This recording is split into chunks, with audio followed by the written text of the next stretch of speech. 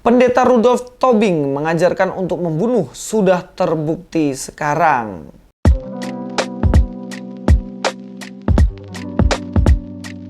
Assalamualaikum, selamat datang kembali di channel ini. Dan hari ini kita akan bahas seorang pendeta yang katanya dia pendeta, dan kemudian pendeta ini didapati dia membunuh orang.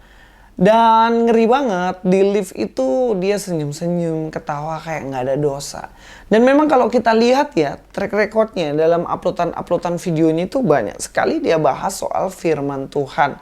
Tapi kalau kita lihat juga ada video-video nggak jelas yang dia upload. Nah, kemudian apakah benar dia ini seorang pendeta? Atau sebenarnya di framing supaya dia ini jadi seorang pendeta? Ya kita nggak tahu semua. Tapi dari kesaksian Pak Gilbert sendiri, dia adalah seorang jemaat ya. Yang namanya jemaat ya dia datang ke gereja, dia digembalakan dan pendetanya sendiri bukan dia. Tapi kita akan lihat bagaimana banyak sekali orang yang kemudian mengatakan, loh itu kan pendeta, kok ngajarin membunuh? Loh dia itu kan orang Kristen, sama kayak Pak Sambo kan.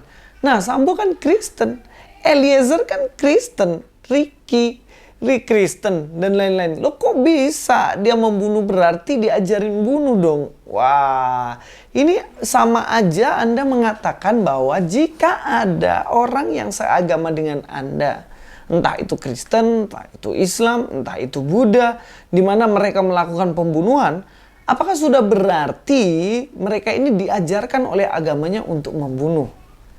Ya kan enggak kan? Nah, ada komentar seperti ini.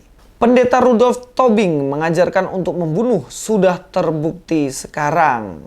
Nah, karena si Tobing ini membunuh, kemudian dia katakan agamanya ngajarin bunuh.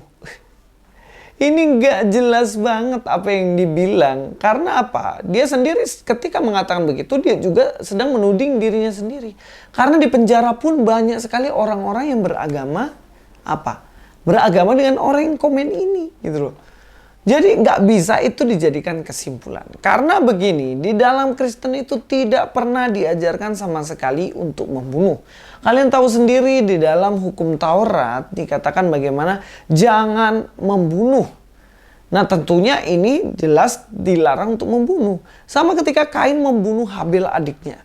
Ketika Kain membunuh Habil adiknya, kemudian darah dari adiknya itu berteriak-teriak minta keadilan secara kiasan ya. Tuhan mendengar itu dan Tuhan menghukum Kain karena dia telah membunuh adiknya. Begitupun juga di dalam Alkitab banyak sekali diulang-ulang disampaikan bahwa membunuh itu jelas sesuatu hal yang keliru. Bahkan ketika Daud berselingkuh dengan Batsheba, Daud yang mempunyai otak pembunuhan atas yang namanya Uria. Uria ditaruh di paling depan, kemudian suruh berperang. Ya tahu sendiri kalau orang ditaruh paling depan, kira-kira dia paling lambat mati atau paling cepat mati? Ya jelas dia paling cepat mati kan. Nah otak pembunuhan yang dimiliki oleh Daud ini itu akhirnya dihukum oleh Tuhan. Bahkan hukumannya ngeri banget, nggak tanggung-tanggung. Bagaimana darah tidak akan pernah lepas dari keturunannya. Dan masih banyak lagi hal lain yang menjadi hukuman dari Tuhan atas pembunuhan yang dilakukan oleh Daud. Gak hanya perselingkuhan. Selingkuhannya jelas itu juga memiliki hukuman konsekuensi atas itu. Jadi apakah dalam Kristen diajarkan untuk membunuh? Ya jelas enggak. Bahkan Tuhan Yesus mengatakan jika engkau ditampar pipi kananmu, berikan pipi kirimu. Benar gak? Jadi hanya orang yang kurang pengetahuan aja yang mengatakan bahwa Kristen mengajarkan membunuh. Kalian tahu sendiri ketika Yesus disiksa, dia mau disalibkan, di situ pun ada kesempatan sebenarnya Yesus untuk membalas balik. Bahkan waktu itu Petrus sudah memotong telinga salah seorang anak buah dari imam itu. Dan kalau Yesus memang mau membunuh dia, bunuh aja kan.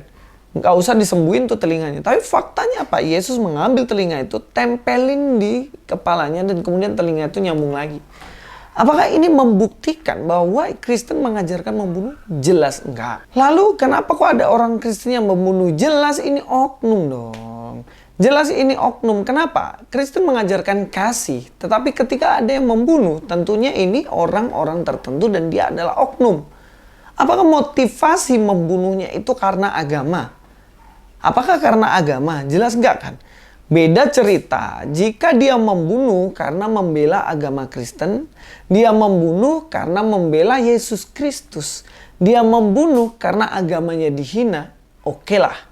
Itu kita bisa katakan, oh mungkin ini diajarin nih sama agamanya untuk bunuh orang yang menghina Tuhanmu, yang menghina nabimu, yang menghina agamamu. Ya mungkin ya. Tapi kan persoalannya dia membunuh motifnya bukan karena agama. Ya memang kebetulan dia pada waktu itu ya kebetulan dia agama Kristen. Tapi motif pembunuhannya jelas bukan karena itu. Lalu motifnya apa? Motifnya adalah dia punya seorang teman, korbannya itu. Tapi temannya ini, korbannya ini yang mana dia sahabatnya. Ternyata dia berfoto dengan orang lain yang mana orang lain itu adalah musuh dari orang ini. Jadi semacam, kok berkhianat banget sih? Kan kok sahabatan sama saya. Kenapa kamu sama orang lain? Kan intinya gitu. Dan kemudian karena itu dia rela membunuh. Bahkan dikatakan masih ada 2 target lainnya yang dia incar. Bahkan untuk bunuh. Tapi syukurnya polisi sudah menangkap dia. Jadi tidak ada motif ini, motif agama dalam pembunuhan ini. Begitupun juga Pak Sambo. Pak Sambo dalam pembunuhannya tidak ada sedikit pun motifnya karena motif agama. Jadi nggak usah digoreng isu ini, kemudian dikatakan bahwa ini adalah ajaran Kristen membunuh orang lain. Itu isu yang digoreng dan mengada-ada.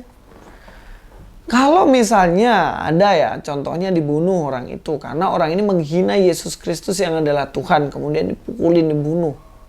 Ya oke lah, itu ada isu kaitannya dengan agama. Contohnya waktu itu ada di Prancis di mana dia gurunya itu difitnah sama anak ini. Katanya dia menghina.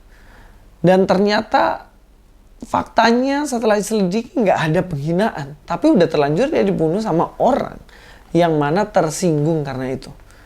Nah tapi ini kasus dari orang ini tidak ada sama sekali motif dan bersinggungan sedikit pun dengan agama. Cuman kebetulan karena Kristen digoreng lah. Digoreng dibilang tuh kan diajarin di Kristen. Nah ini masalah. Jadi kita sebagai orang yang berpendidikan harusnya kita bisa memilah-milah dan menganalisa. Bagaimana benar nggak sih kalau ini saya kaitin dengan agama. Ini saya kaitin dengan bukan agama dan lain-lain. Nah kalau orang yang asal ngomong, ya tentunya dengan gampangnya ngomong. Itu diajarin dalam Kristen. Sekali lagi saya tegaskan, di Kristen tidak diajarkan untuk membunuh. Justru harus mengasihi seseorang yang membenci kita. Harus mengasihi seseorang yang membuat kita susah. Bahkan dikatakan jika seterumu lapar. Kalau musuhmu lapar nih, kasih dia makan. Beliin nasi goreng. Datang ke rumahnya, nih ada nasi goreng di musuhku. Kalau dia haus lagi panas-panas, belikan es jeruk. Beri dia minum. Ini musuhku, kasih kau minum supaya kamu gak kehausan. Jadi sesimpel itu. Nah, jangan goreng semacam itu. Karena itu hanya menunjukkan seberapa besar tingkatan Anda berpikir dan menganalisa sebuah kasus. Oke, terima kasih. Ini saja dari saya, Louis Prasetyo di sini. God be with you all.